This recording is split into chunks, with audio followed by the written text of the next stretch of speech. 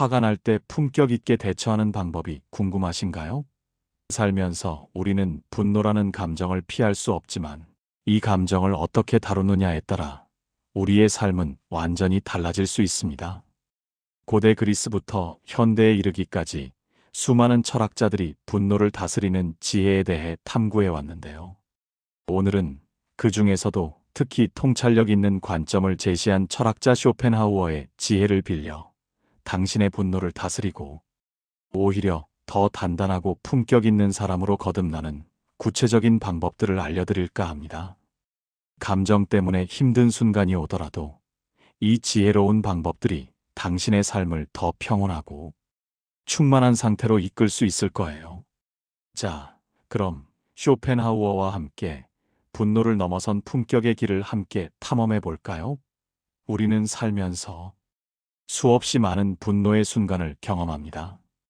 길을 걷다 어깨를 부딪힌 사소한 오해부터 직장에서의 불합리한 질책, 가까운 사람과의 의견 충돌, 심지어는 세상의 불공평함에 대한 깊은 좌절감까지 때로는 억울하고 때로는 화가 치밀어 오르죠.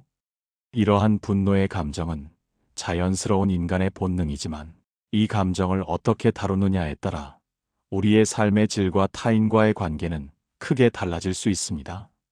쇼펜하우어는 분노를 다루는 것이 단순히 감정을 억누르는 소극적인 행위를 넘어 자신의 품격을 지키고 더 나아가 삶의 진정한 주인으로 우뚝 서는 매우 중요한 과정이라고 강조했습니다. 그는 감정에 휘둘리는 삶은 결국 고통으로 이어진다고 보았으며 이 고통에서 벗어나기 위한 핵심 열쇠 중 하나가 바로 분노를 지혜롭게 통제하는 것이라고 말이죠.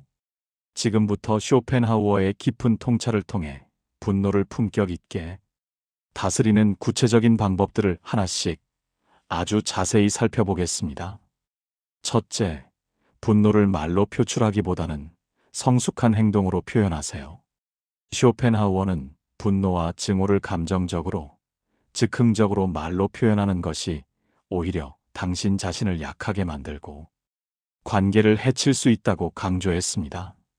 감정을 통제하지 못하는 상태에서 쏟아내는 말들은 이성의 껍질을 벗고 당신의 약점과 취약성을 그대로 드러내는 것과 같아요.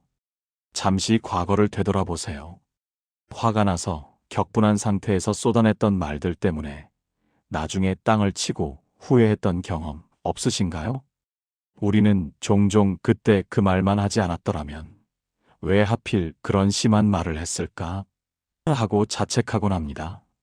한 번 뱉은 말은 활시 위를 떠난 화살처럼 주워 담을 수 없고 그로 인해 생긴 상처는 아무리 시간이 지나도 쉽게 아물지 않습니다. 오히려 관계만 돌이킬 수 없이 망가뜨릴 때가 많죠.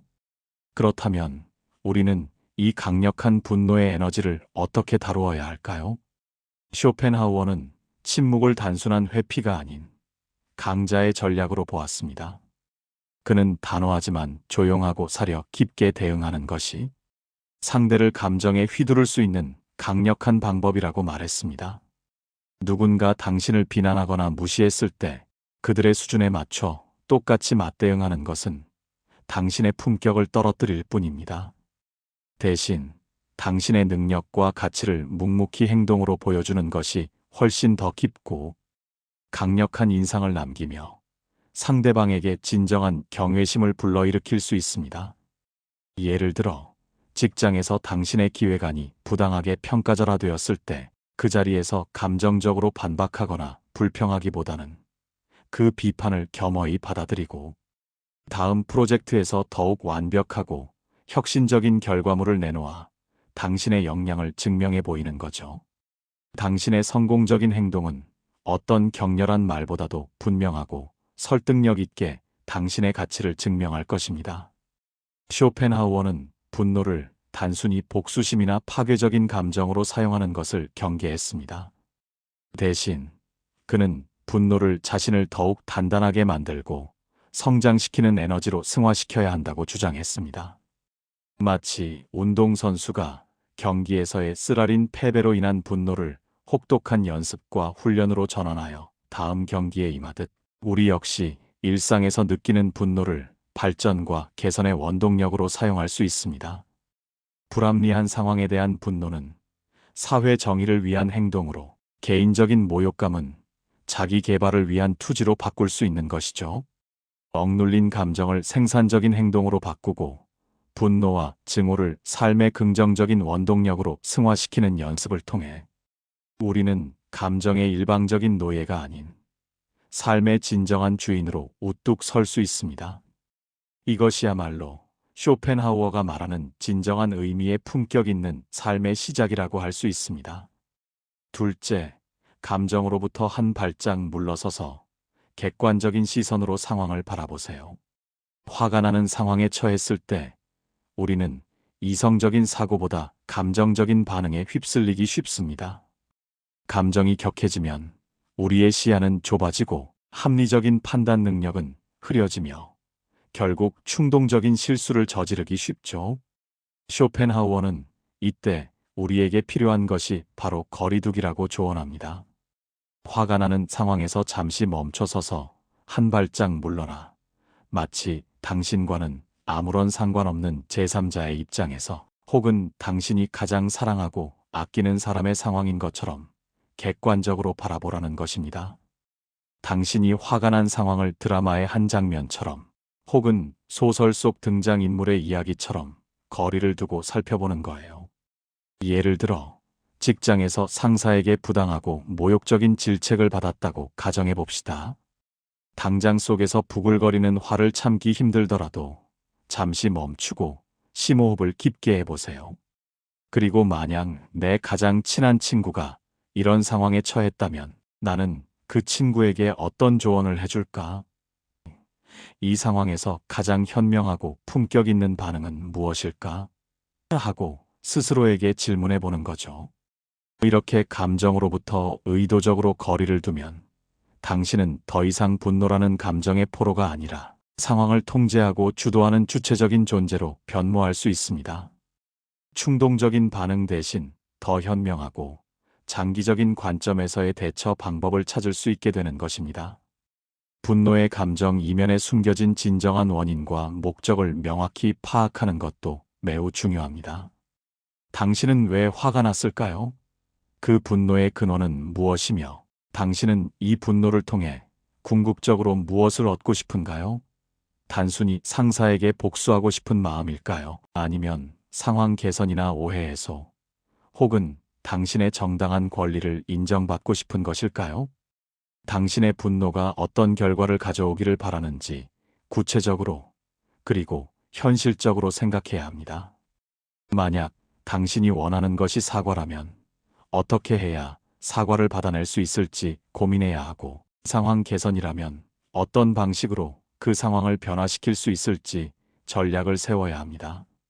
감정을 폭발시키기 전에 반드시 이 대화나 행동이 어떤 결과를 가져오기를 바라는지, 그리고 그러한 바람직한 결과를 얻기 위해서는 어떻게 대화를 이끌어가야 하며 어떤 행동을 취해야 하는지 신중하게 고려해야 합니다. 즉, 감정적으로 반응하기보다 이성적으로 계획하고 전략을 세우는 것이죠. 이것이 바로 당신의 감정을 통제하고 상황을 주도하며 궁극적으로 당신이 원하는 결과를 이끌어내는 지혜로운 방법입니다. 쇼펜하우어는 이러한 객관적인 성찰과 분석을 통해 우리는 분노의 일시적인 맹목성에서 벗어나 더 큰 그림을 볼 수 있다고 믿었습니다. 셋째, 쇼펜하우어의 품격 철학 내면의 기준과 겸손, 그리고 절제의 미덕을 따르세요. 쇼펜하우어에게 있어서 품격이란 단순히 겉으로 드러나는 부나 지위, 혹은 타인의 칭찬이나 평가에서 오는 것이 아니었습니다. 그는 진정한 품격이란 오직 자신의 양심을 중심으로 사는 삶, 즉 외부의 시선에 흔들리지 않고 내면의 확고한 원칙을 따르는 삶에서 비롯된다고 보았습니다. 진정한 품격은 겉으로 보여지는 화려한 모습보다는 당신의 내면에서 우러나오는 도덕적인 태도와 흔들림 없는 원칙에서 시작되는 것입니다. 그는 이러한 내면의 자유로움이야말로 가장 고귀한 형태의 품격이라고 보았습니다. 이러한 품격의 중요한 구성 요소로 쇼펜하우어는 겸손과 절제의 미덕을 강조했습니다. 겸손한 사람은 불필요하게 남에게 굴복하지 않으면서도 동시에 자신의 한계와 부족함을 정확히 알기에 남을 억압하거나 억누르려 하지 않습니다. 겸손은 단순히 자신을 낮추는 행위가 아니라 타인의 존재와 가치를 존중하기 위해 자기 자신을 성찰하고 과도한 욕망이나 오만함을 절제하는 태도인 것이죠. 이러한 자기 절제의 태도야말로 품격의 본질이라고 쇼펜하우어는 역설했습니다. 우리는 흔히 태도가 운명을 결정한다는 말을 듣곤 합니다. 쇼펜하우어 역시 이와 비슷한 맥락에서 지식은 시간이 지나면 잊히고 사라질지라도 인격은 마치 향기처럼 오래도록 남으며 그 향기가 바로 품격이라고 보았습니다. 품격은 순간적인 말투, 사소해 보이는 행동, 그리고 타인을 대하는 방식 하나하나에서 드러나는 것입니다. 아무리 뛰어난 지식과 학식을 가진 사람이라 할지라도 교만하고 오만한 태도를 보인다면 그의 지식은 오히려 주변 사람들에게 해가 될 수 있습니다. 반대로 지식은 다소 부족하더라도 겸손하고 배려심, 깊은 태도를 가진 사람은 주변에 선한 영향력을 끼치며 존경을 받을 수 있습니다. 진정한 품격은 당신이 어떤 상황에서든 어떤 사람을 대하든 일관되게 보여주는 존중과 배려, 그리고 자기 절제에서 나타나는 것입니다. 당신의 내면을 단단히 하고 겸손한 태도를 유지한다면 어떤 어려운 상황에서도 당신의 품격을 굳건히 지킬 수 있을 거예요. 그리고 그 품격은 당신의 삶을 더욱 풍요롭고 의미 있게 만들어줄 것입니다.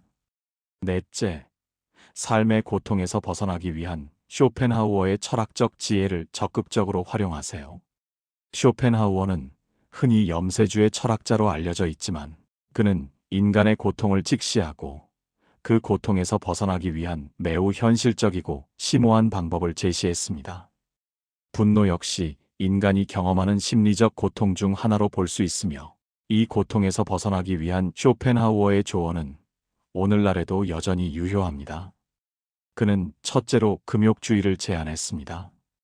여기서 말하는 금욕주의는 단순히 쾌락을 멀리하는 것을 넘어 우리의 삶을 고통스럽게 만드는 과도한 욕망, 질투, 그리고 분노와 같은 강렬한 감정들을 억제하고 내면의 평화를 추구하는 삶의 방식을 의미합니다. 이것은 감정을 완전히 없애는 것이 아니라 감정에 휘둘리지 않고 감정을 관조하며 통제하는 훈련을 통해 진정한 내적 자유를 얻는 것을 목표로 합니다. 그렇다고 해서 모든 감정을 억누르라는 뜻은 아닙니다. 오히려 억눌린 감정을 생산적이고 건설적인 행동으로 바꾸고 분노와 증오의 에너지를 삶의 긍정적인 원동력으로 승화시키는 연습을 통해 우리는 감정의 수동적인 노예가 아닌 삶의 능동적인 주인이 될 수 있다고 본 것입니다. 예를 들어 불의에 대한 분노는 사회 개선을 위한 시민, 운동 참여로 개인적인 모욕감은 더욱 강한 자기 개발의 동기로 전환될 수 있습니다. 둘째, 그는 타인과의 관계를 통해 고통에서 벗어나는 방법을 이야기했습니다. 쇼펜하우어는 인간관계가 종종 고통의 원인이 될 수 있다고 보았지만 동시에 지혜롭게 관계를 맺는 것이 고통을 경감시키는 방법이 될 수도 있다고 말했습니다. 우리는 타인과 관계 맺는 과정에서 분노를 느끼기도 하지만 역설적으로 그 관계 속에서 성장하고 중요한 지혜를 얻기도 합니다. 따라서 분노를 느낄 때 무조건적으로 관계를 단절하기보다는 그 관계 속에서 의미를 찾고 서로를 이해하려는 노력이 필요하다고 볼 수 있습니다. 셋째, 쇼펜하우어는 철학적 지혜를 통해 고통을 초월할 수 있다고 강조했습니다. 그는 철학이 가르쳐주는 보편적인 지혜를 바탕으로 삶을 이해하고 살아가는 것이 순간적인 감정의 파도에 휩쓸리지 않고 삶의 본질을 꿰뚫어 보게 한다고 믿었습니다. 고통과 분노는 일시적이며 모든 생명체가 공유하는 보편적인 경험이라는 것을 철학적 관점에서 이해함으로써 우리는 개인적인 고통으로부터 한 걸음 물러설 수 있습니다. 화가 날 때 그 감정에 휩쓸리기보다 잠시 멈춰서서 이 상황을 통해 나는 무엇을 배울 수 있을지, 어떻게 하면 더 큰 지혜를 얻고 더 나은 관계를 만들 수 있을지 깊이 생각해 보는 거죠. 당신의 분노를 개인적인 성장의 기회이자 더 큰 지혜를 얻는 과정으로 삼는 것이 필요합니다. 쇼펜하우어의 철학은 우리에게 분노라는 감정을 단순히 부정적인 것으로만 보지 않고 그것을 통해 더욱 성숙하고 지혜로운 인간으로 나아갈 수 있는 길을 제시해 줍니다. 이제 마지막으로 여러분에게 작은 제안을 드리고 싶어요. 어떠한 감정보다 강력한 힘을 지닌 분노는 잘 다스리면 삶을 변화시키는 엄청난 에너지가 될 수 있습니다. 오늘부터 화가 나는 순간이 찾아온다면 단순히 감정에 휘둘리거나 억누르기보다는 이 쇼펜하우어의 지혜들을 떠올려 보세요. 감정이 치밀어 오를 때 잠시 모든 것을 멈추고 심호흡을 깊게 3번 정도 해보세요. 그리고 나는 이 분노를 어떻게 품격 있게 다스릴 수 있을까? 이 분노를 통해 나는 무엇을 배울 수 있을까? 하고 스스로에게 질문해 보는 겁니다. 격정적인 말 대신 침묵 속에서 당신의 성숙한 행동으로 감정으로부터 한 발짝 떨어져 상황을 객관적으로 분석하며 당신의 내면의 품격을 굳건히 지키면서 말이죠. 이러한 작고 꾸준한 실천들이 쌓이고 쌓여 당신은 분명 더욱 단단하고 지혜로운 사람으로 성장할 수 있을 거예요. 당신의 삶에서 분노가 더 이상 당신을 지배하고 끌고 다니는 부정적인 감정이 아니라 오히려 당신을 더 빛나게 하고 당신의 인생을 긍정적인 방향으로 이끄는 강력한 힘이 될 수 있도록 함께 노력해봐요. 지금 바로 당신의 내면의 평화와 품격을 위한 첫걸음을 용기 있게 내디뎌 보세요. 당신의 변화는 당신 자신뿐만 아니라 당신 주변의 소중한 사람들에게도 긍정적인 영향을 미칠 것입니다. 이 영상의 내용이 여러분에게 유익하고 도움이 되었다면 부디 잠시 시간을 내어 구독, 좋아요 버튼을 꾹 눌러주세요. 여러분의 소중한 의견이나 이 영상에 대한 생각 혹은 여러분만의 흔들리지 않는 삶에 대한 경험이나 노하우가 있다면 댓글로 자유롭게 공유해 주시면 감사하겠습니다. 여러분의 댓글 하나하나가 다른 많은 이들에게도 큰 영감과 용기가 될 수 있습니다.